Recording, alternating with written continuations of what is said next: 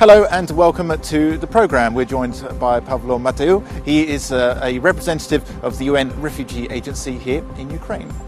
Thank you very much for joining us. Thank you. So can you tell us a bit more about the projects that you're involved in and how they've changed recently? Well, you know, UNHCR is a protection agency, so a lot of the work we do has to do with what we call protection. That includes the provision of legal assistance to people who have been affected by the conflict, particularly IDPs. We've been helping people, for example, have access to their pensions, get their birth certificates recognized by the government of Ukraine, even if the children are born in non-government controlled areas.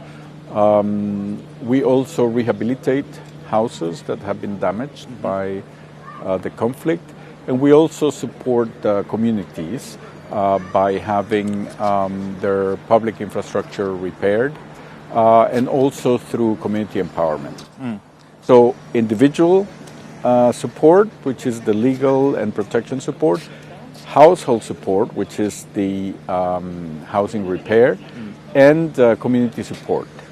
And we're at the Unity Forum at the moment, and a lot of people are saying that actually it's these small projects that really make a difference, because people who are returning from the occupied territories to Ukrainian-controlled territory feel welcome. They feel like perhaps if they live on the front line also, they feel like that there's some support there. Is this what you hear back from the people who work in these particular areas? Or?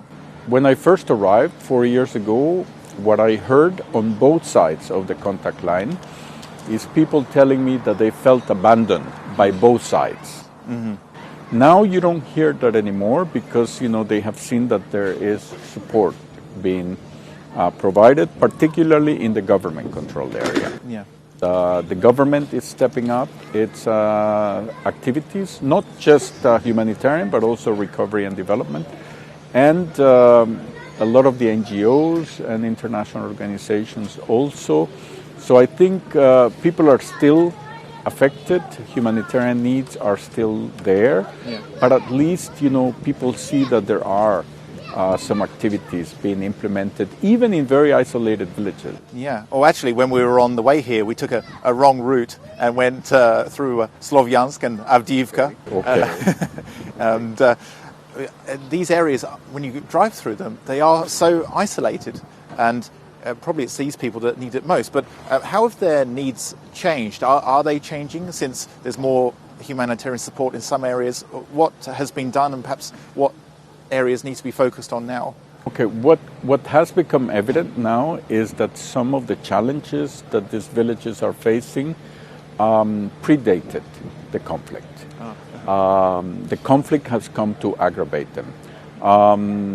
So I was in a village last week in Luhansk Oblast, where already the mines in that village were no longer producing. So people who previously had been employed in mines no longer had a source of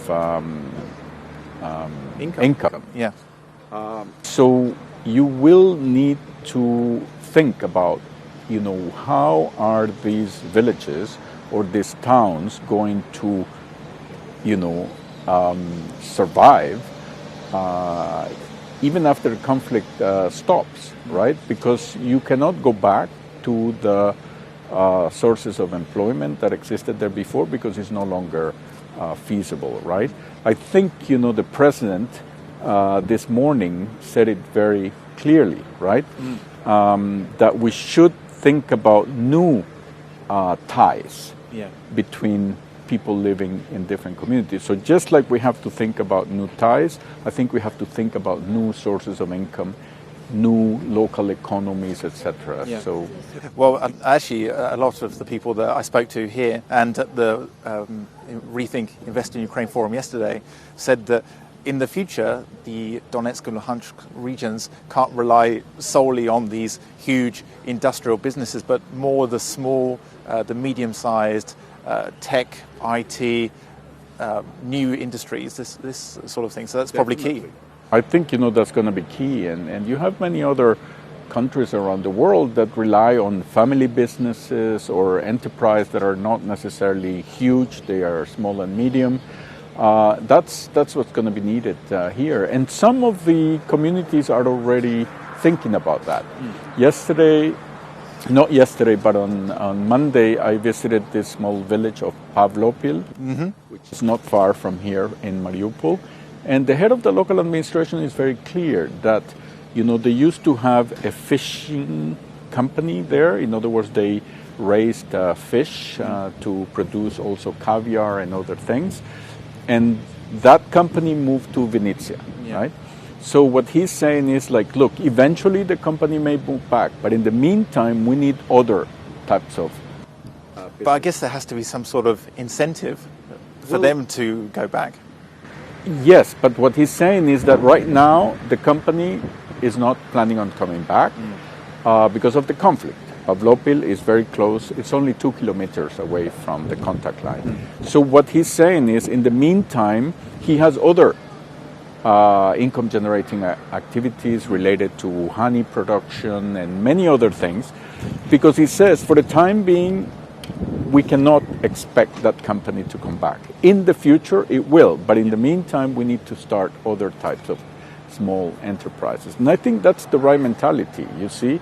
It's like thinking in a very innovative way and getting the support they need, because obviously you need some funding for those type of enterprises. And a lot of people are now discussing long-term plans for the reintegration of Donbas, not just infrastructure, but also in terms of the mindset. And as the president said, it's not just on paper, it should be winning the hearts of these people, and there has to be a strategy to do this. So how does your organization plan for this in the future? Do you have a plan or some sort of set of priorities that you have? I mean, we've been doing different things. It was mentioned this morning by the Minister of Education that some of the Ukrainian children who are still residing in Crimea or in the occupied areas of Donbas, that they're receiving education via Skype, right? So we provided some of the equipment for that to take place, right? So these are small steps, but that maintain the links between Ukraine and those Ukrainian residents. Then we are also making sure that the humanitarian assistance is similar on both sides of the contact line, so that people don't see the difference, for example, between the type of shelter repairs that we do on this side and on the other side. Also, the legal and protection assistance that we provide is very similar. And, we try to also support the government in their efforts to improve conditions at the checkpoints. Yeah. Because, people were struggling to cross. And that's part of the thing. I mean, one thing that we're also trying to do is we're trying to work with communities who are still on both sides of the contact line. For example, here in the Mariupol area, you have very active Greek communities. But you also have them on the other side, and they're still in touch, and they're still teaching Greek to their children in the schools. And so we try to make sure that those links, between communities are still there. That's why one of the labels that we give to some of our projects is Peaceful Coexistence Project.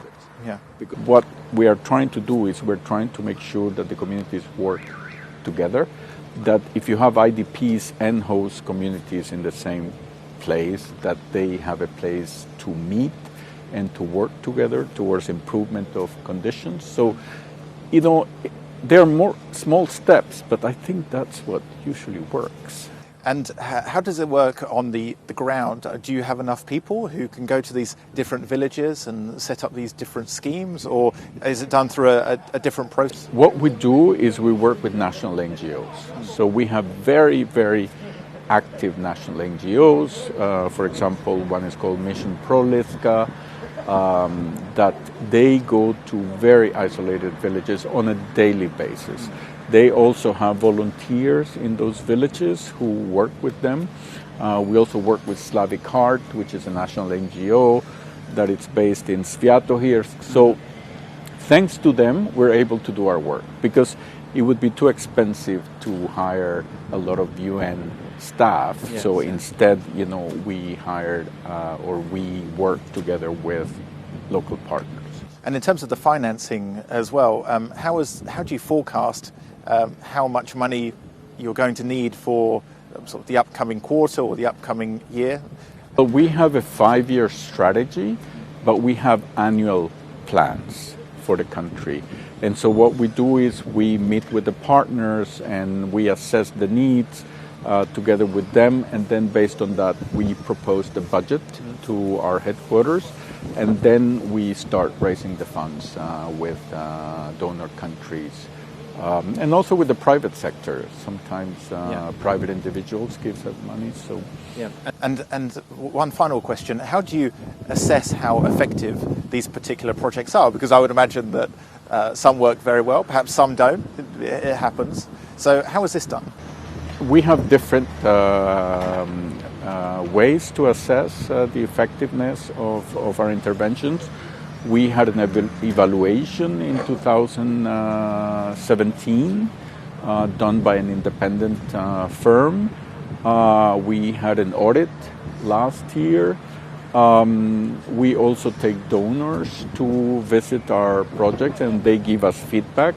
For example, the EU humanitarian branch, ECHO, they are quite good at giving us feedback. And sometimes it's very, very critical feedback, but we take note and we try to improve it.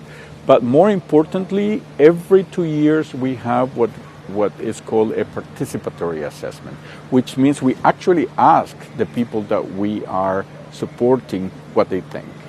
And that's probably the best way to assess whether you're doing the right thing or not. Yeah, that's the real feedback. Exactly. Perfect. So anyway, yeah. Thank you very much. Yeah. Thank you very much. Okay. Thank you. That was Paolo Mateu. He's a representative of the UN Refugee Agency here in Ukraine. Thanks for watching and stay tuned for more here on UATV.